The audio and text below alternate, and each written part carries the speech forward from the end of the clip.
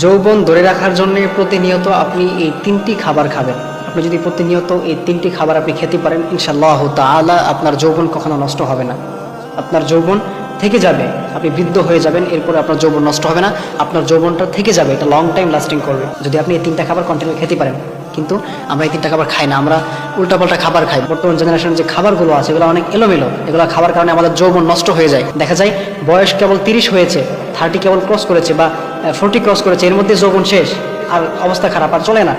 প্রিয় ভাইরা, যাদের যৌবন নষ্ট হয়ে গিয়েছে, আপনারা যদি এই তিনটি খাবার খেতে পারেন প্রতিনিয়ত, ইনশাআল্লাহ তাআলা আপনার যৌবন মৃত্যুর আগ পর্যন্ত থেকে যাবে, আপনার যৌবন কখনো নষ্ট হবে না।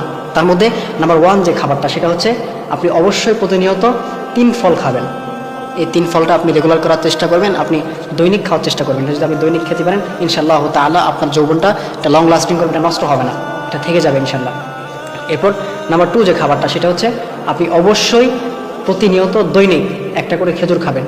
ফজরের নামাজের পরে খেতে পারেন বা মাগরিবের নামাজের পরে, অথবা রাতে শোয়ার আগ দিয়ে আপনি খেজুর খেতে পারেন। যখন আপনার সময় হয় আপনি সেই সময় অনুযায়ী একটা খেজুর খেয়ে নেবেন। দৈনিক অন্তত 1টা হোক, 2টা হোক, 3টা হোক খেজুর খেয়ে নেবেন। এটা আপনি কন্টিনিউ করবেন। এটা যদি আপনি কন্টিনিউ করতে পারেন, ইনশাআল্লাহ তাআলা আমি চ্যালেঞ্জ করতেছি আপনার যৌবন কখনো নষ্ট হবে না। এই জন্য অবশ্যই আপনারা ফজরের নামাজের পরে খেজুর খেতে পারেন, যখনই ভালো লাগে দৈনিক একটা করে খেজুর খেয়ে নেবেন। এটা হচ্ছে নাম্বার 2। এরপর নাম্বার 3 যে খাবারটা, লাস্ট যে খাবারটা, সেটা হচ্ছে আপনি দৈনিক কাঁচা বাদাম খাবেন।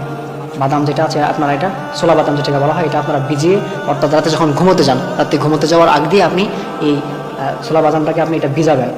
একটু পানি নিয়ে, একটা গ্লাসের মধ্যে একটু পানি নিয়ে, সেখানে কিছু বাদাম আপনি ওই পানিতে এটা ভিজিয়ে রাখবেন রাতে ঘুমানোর আগে।